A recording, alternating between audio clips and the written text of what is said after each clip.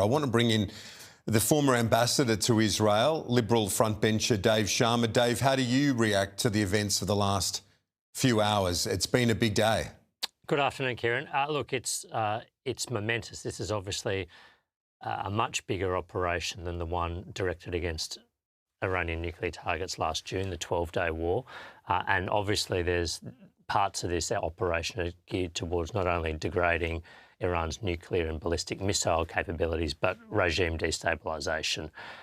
President Trump has not overtly embraced regime change as a goal of this operation, but he has encouraged the Iranian people and organs of the Iranian state to basically recognise that the time is up for the Islamic Republic and to cooperate with a transition to a new form of government.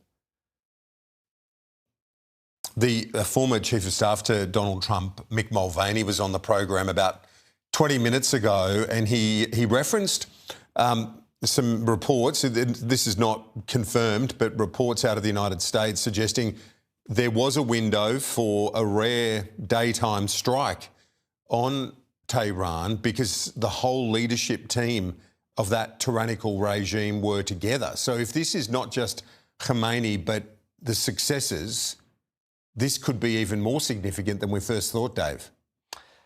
Look, it could be. Obviously, you know, we're deep in the fog of war, Kieran, so, you know, any reports like that you need to take with a grain of salt at this stage. And I would also say that the Islamic Republic, the Iranian regime, is a deeply embedded institution. They've been in power now for almost 50 years and they are all through the state. So a decapitation strike, whilst significant, is not necessarily decisive, but it could be very important. Deeply embedded, but also deeply distrusted and hated by many Iranians, isn't it? Look, very much. And you've seen that. We saw protests just in January, but they have just been the latest series of protests that have rocked Iran really over the past 10 to 15 years.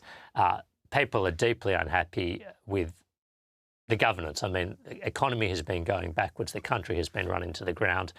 They've invited military conflict and aggression against themselves.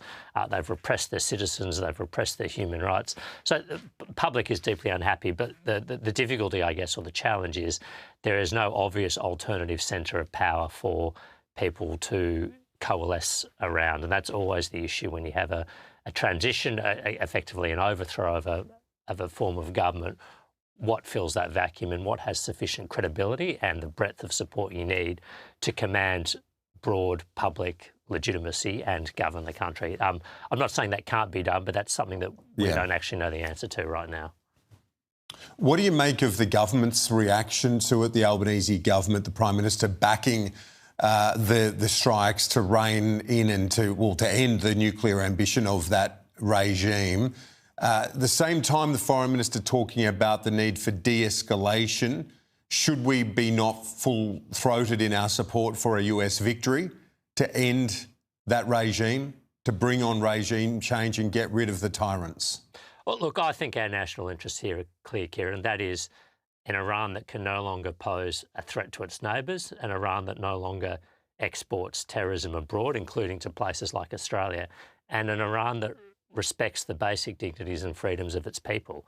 I think this military operation will help at least accomplish some of those goals. So that's why I think it's straightforward that Australia should be supporting it. Never mind that Iran's pursuit of various nuclear weapons and enrichment programs are in violation of a number of UN Security Council resolutions now, going back a decade at least. So the suggestion of de-escalation is now not the time to be making that reference. What's your read on that? Well, look, because should we, just be explicit in saying we support the US and Israel in demolishing that regime? I find those calls bizarre. I mean, I don't actually know what they mean in practice. I don't think I've seen the Prime Minister use that language. It's a little odd to see if Penny Wong use it, if that's indeed what's happened, because I think here, we want the operation to be over as quickly as possible, and yes, we want civilian casualties to be minimised, but we would urge the Iranian regime to basically wave the white flag now and say, look, we're going to give up on our nuclear weapons program. We're going to transfer power to other civilian authorities. That is what is in Australia's national interest, not a ceasefire for the sake of a ceasefire. The statement the PM put out said, we support the United States acting to prevent Iran from obtaining a nuclear weapon and to prevent Iran continuing to threaten international peace and security, leaning in quite strongly in supporting the US more than, say, Starmer and a couple of the other leaders. No mention of Israel, though. Is that incongruous to you? Look, I saw the Prime Minister's statement. I largely welcome it. I think it reflects Australia's national interests and national position. Clearly, this is a joint Israeli-US operation. It has been planned together. It's being coordinated. It's being executed as a joint operation. So I don't think we can be in a position where we say we welcome US action, but we don't welcome Israel's action. Now, I'm not sure if that's what the Prime Minister was, if he was trying to draw a distinction in that statement or not. But clearly, in my view and the coalition's view, we support this joint US-Israel operation to address the threat Iran poses not only to its neighbours and countries like Australia, but to its own citizens. Yeah, well, it's not just a US-Israel operation, is it? This is the largest airtime military operation that, Air Force operation the Israeli IDF has ever undertaken. It's massive. Oh, look, it's massive in all scales, Kieran. I mean, look, this has been the biggest US military build-up in the region since the prelude to the Iraq War in 2003.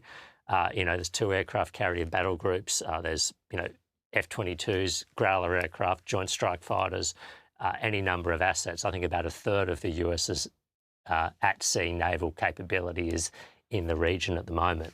I think it was clear from that build-up, and I'm surprised the Iranians weren't more accommodating in their diplomatic outreach. It was clear from this build-up that the US administration either wanted a diplomatic breakthrough or military force was going to be used. And I think that was clear to any observer. It should have been, I think, clearer to this government, who seems to have reacted, the Labor government, with a degree of surprise about these developments, whereas I think it's been on the cards. Well, you'd think they dropped the ball on that? I saw you wrote about it in the last couple of days, predicting this outcome. And you're saying the Albanese government dropped the ball. How is that? I just don't think they sufficiently warned the Australian public. I mean, Anthony Albanese was asked about it in a media interview on Tuesday.